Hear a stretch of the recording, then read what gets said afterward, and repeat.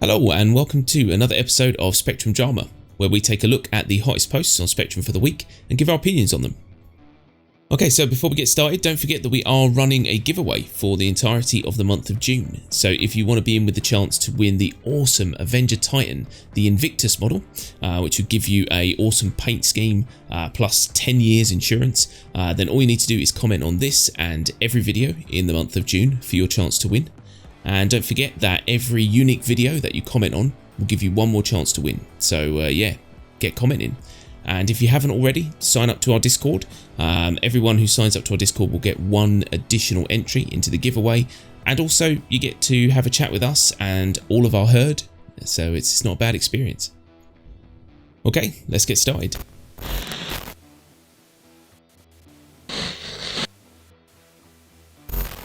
Okay, so first up we've got a post from Archer, and it says, CIG, you almost failed across the board. The Invictus event and the patch in the free flight week was the biggest fail of you in the last months. Of you. I love that. Of you. It was the biggest fail of you. Yeah, servers are almost unplayable, login is a lottery, and everything's basically constantly overloaded.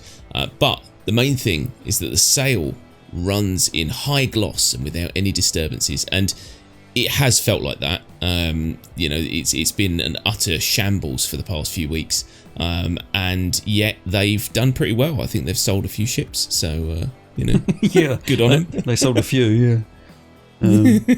Yeah, they made a shit ton of money at this event, Yeah. which is really surprising considering, well, mostly in the EU, from what we understand, the EU got hit the worst during this event. USA didn't seem too bad. There was the odd 30k and the odd crash as usual, but nothing too drastic. Whereas over on the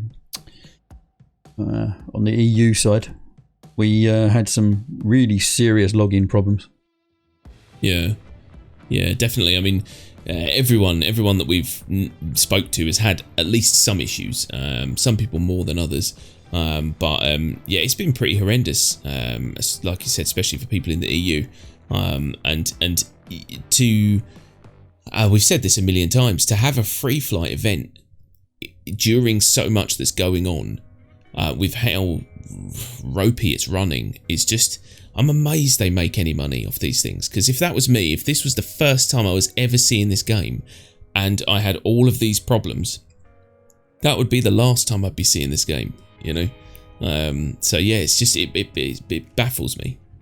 Yeah, I think the majority of the money probably came from older backers that were getting the big ships that were going up. Yeah, the big money ones. But yeah, again, I mean, these people probably wanted these ships for a long time, so the time comes around and they grab it as soon as they can. But I'm amazed that people keep throwing that amount of money into this at this point.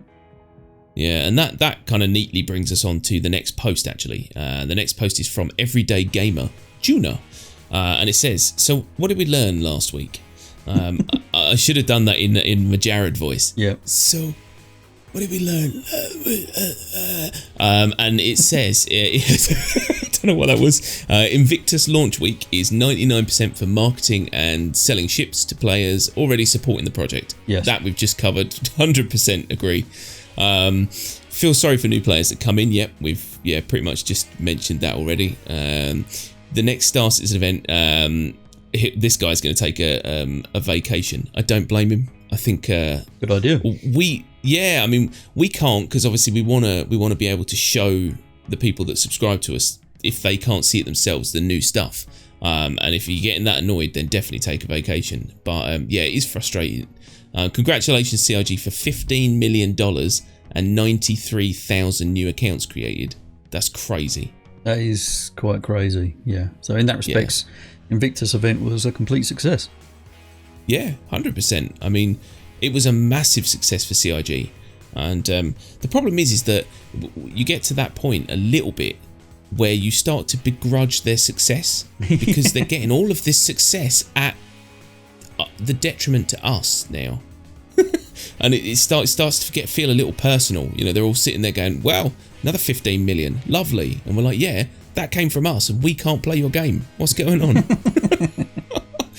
Crazy, utterly crazy. But there you go. Salvaging is 2 more years away. 2 more years. That's insane. Yeah, there was a big calling all devs about it, and it basically boiled down to they need about 3 or 4 kind of feature implemented into the game before they can even think about doing salvaging properly. So yeah, if you're looking at a timeline, you're looking at about a year or 2 until we even see salvaging. Yeah, I mean, it makes sense. We've always said that is probably what the problems are, is that they've just got all these kind of all these systems that require other systems that require other systems, and it's time consuming. But yeah, that is a shame. I love this long time bug persistence, works just great. GG, the bugs persist now through multiple patches. That's now, not first a new of all, thing. I just want to point out, no, that's never been a new thing. These bugs have been persisting for years. I mean, some of these, like, for example, I've still, as recent as the last patch, been killed by the ladder to my freelancer.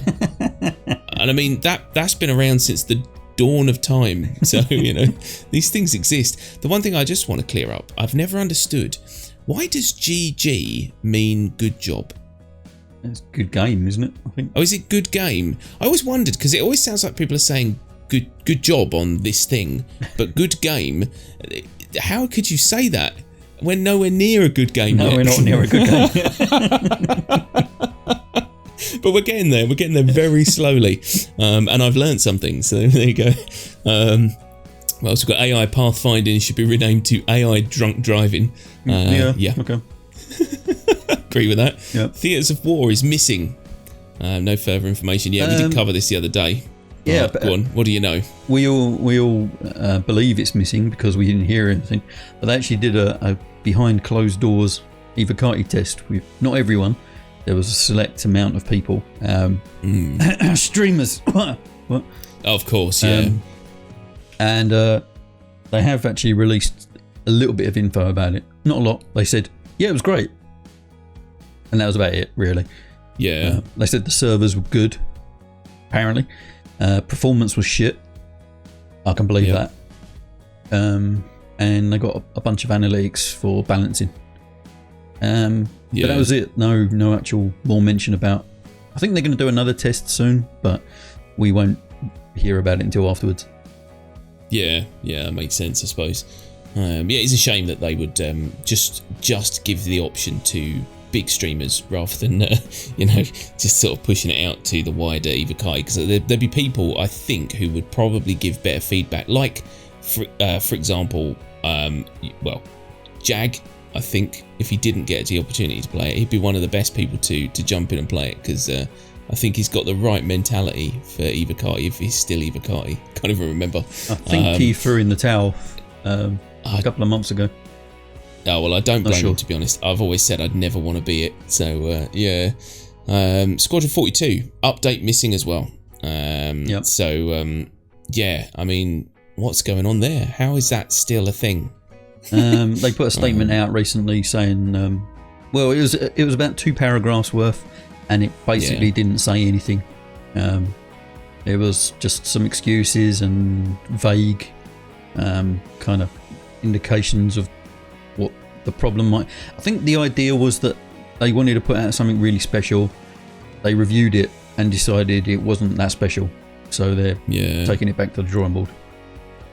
I think at the moment you can't be that picky, because anything you give us we're going to love anyway, because let's face it, look at what we're being force fed at the minute. We still love this game, so I don't think it's going to be a problem.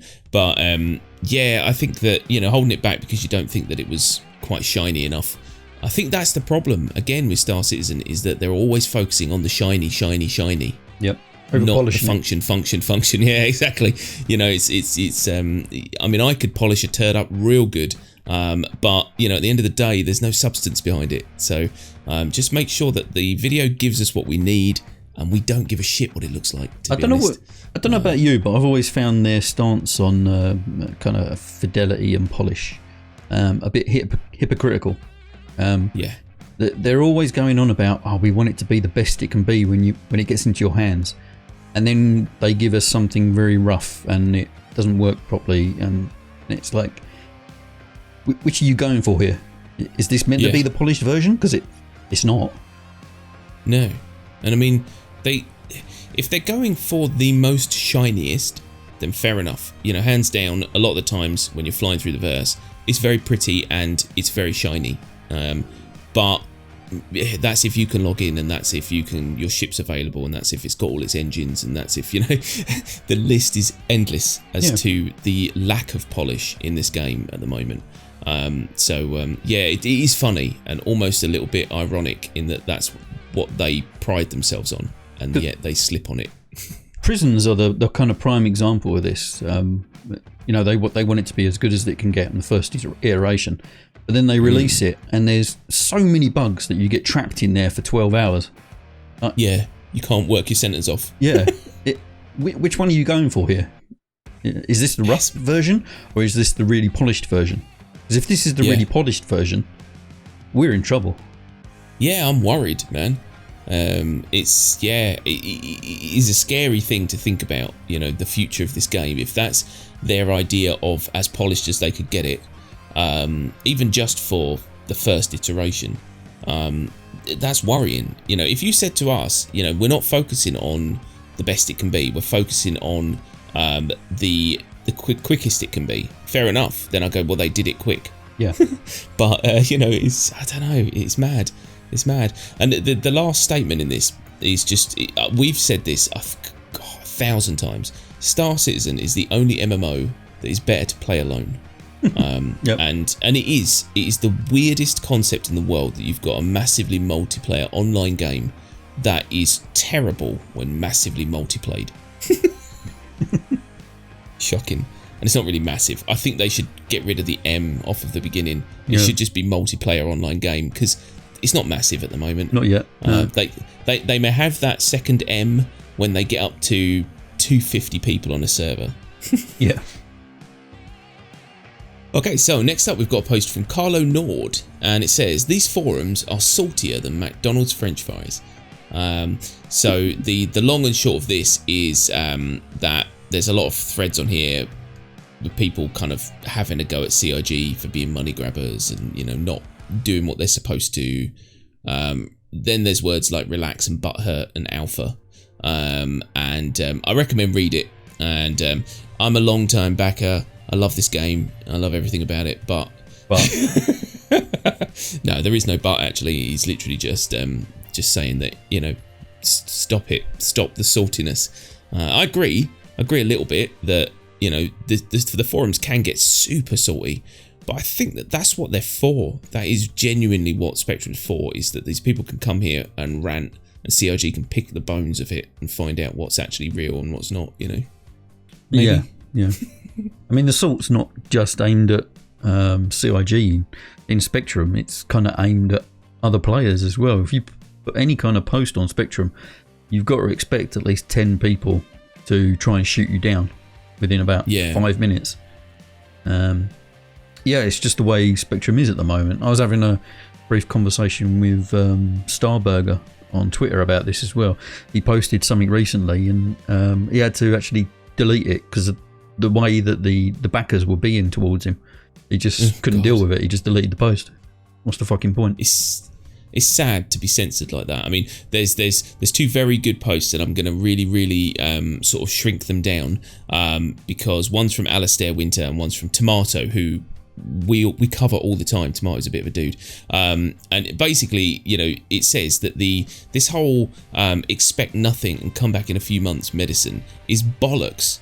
He doesn't say that. I say it's bollocks, because the whole point of the way that the entire model that they had going was that the backers basically take on the role of the publisher. So we are giving you money for a product, and in other words, you are accountable to us.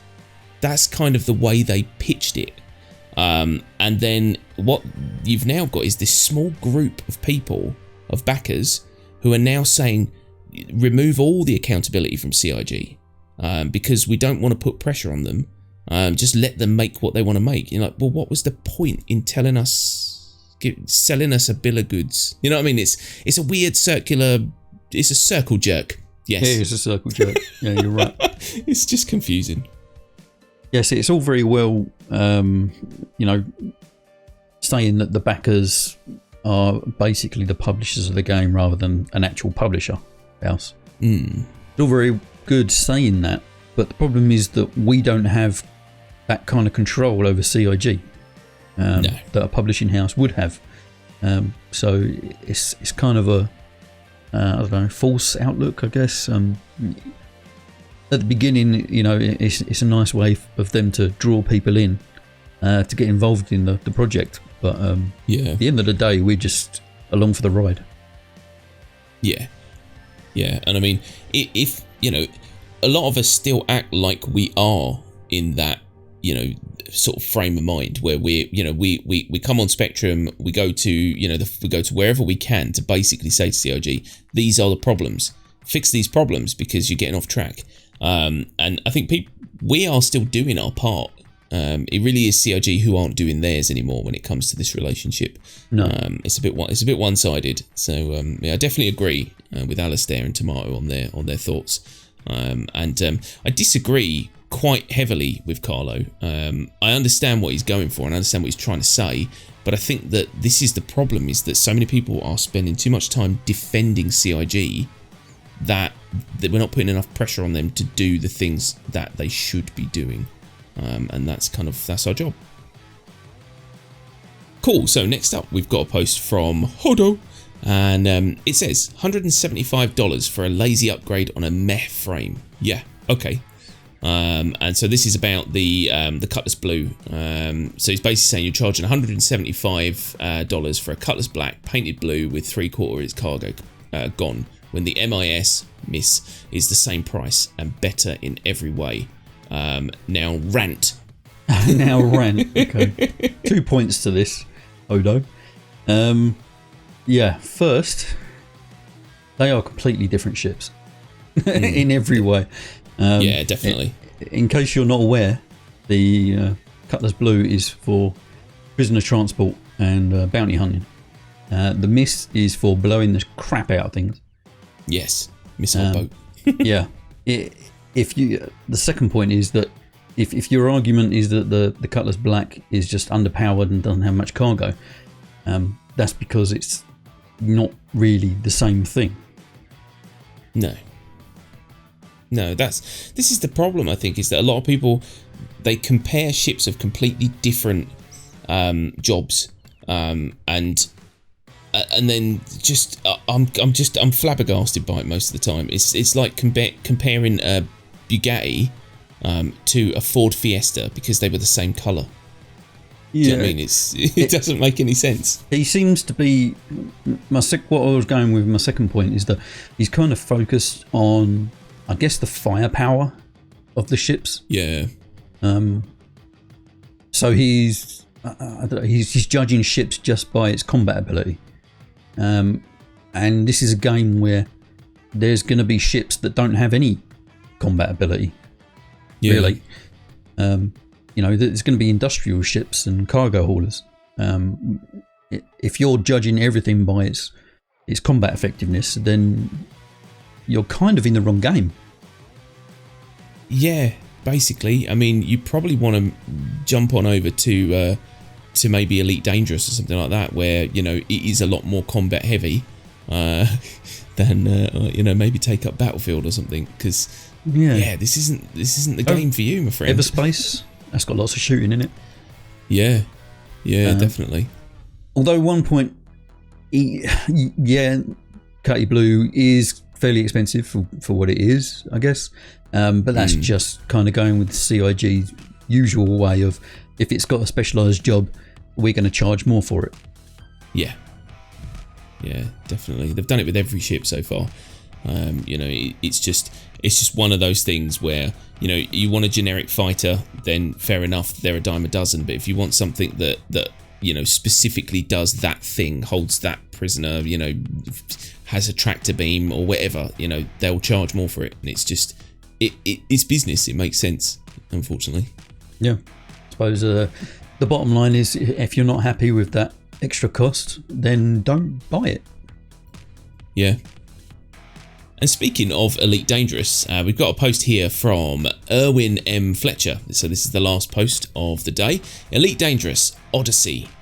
Space Legs comes to the Milky Way and why it's not a concern for Star Citizen. So if you haven't seen, there is a trailer, which you'll see in the post. And it's awesome. Basically, Elite Dangerous, if you don't know, Elite Dangerous is basically a space flight sim, pretty much. I mean, it's very, very detailed. Unlike Star Citizen, where you can kind of get in a ship, you press F, you do this thing, and then you just fly. Elite Dangerous is a lot more complex in the way that you fly ships, and learning to fly them correctly is there's a learning curve. So it's very, very cool. And the idea now that they're going to add, moving around, physically on land, is a game changer for Elite Dangerous, but also it's going to put a hell of a lot of pressure on other games like Star Citizen. Now, do you think that this is not going to cause any issues or not a concern, should we say, for Star Citizen, or do you think that this might maybe put a little bit of pressure on them to get it done? It might put a little bit of pressure on in the back of their mind, but I doubt it's going to do much. I kind of briefly watched the trailer. I haven't looked too far into it. I saw that players can now get out of the ships and walk around, which is cool. Yeah, but if Elite Dangerous's kind of planets have the same problem that Star Citizens do at the moment, where there's fuck all there to do, it doesn't really mean anything. Okay, you can get out your ship, great. Then what? Yeah, that's the thing. And the other thing is, obviously, with Elite Dangerous, you're in a ship, you fly your ship, you live in your cockpit. That's what you do. Whereas obviously with Star Citizen, you have these massive ships that you walk around. You've got all these different rooms and all these different things that you can do. And I mean, Star Citizen has been built from the ground up to have those sorts of animations for NPCs. Although it's been proven that it's pretty crap at times, but at least they've started from the base of that's their fundamental, is that people move around, then get in ships, whereas Elite Dangerous started off just purely in ships. So I think that they've got a long way to go, and I don't think Star Citizen need to worry. But it's awesome though, and I probably will now get Elite Dangerous for VR if you can walk around in it in VR as well. I'll be very happy. Yeah. Like you say, it really depends on where they go with it after this. If they start adding in ship interiors and some kind of multi-crew gameplay and base building and things like that Star Citizen is kind of aiming towards, then they might be in a bit more trouble, because if Elite Dangerous can nail it faster than CIG can, people might just migrate over to there and never come back again. But that's a few years down the line, and we'll see how it goes. Yeah, fingers crossed. We'll see if Star Citizen has been wiped off the map by Elite Dangerous in a couple of years, but I doubt it. Doubt it. Okay, so there you have it, folks. That is all the posts for this week. We hope you liked them. We hope you found them informative or amusing. And if you did like them, then don't forget to hit that like button and subscribe for more Star Citizen content. And don't forget to get into that comment section. Let us know your thoughts on these posts, and also add to your chances to win the awesome Avenger Titan Invictus model. So don't forget to comment. It is definitely worth it. And that is pretty much it for this week. So thanks very, very much everyone for watching, and we will see you again next week. Bye bye. Bye bye.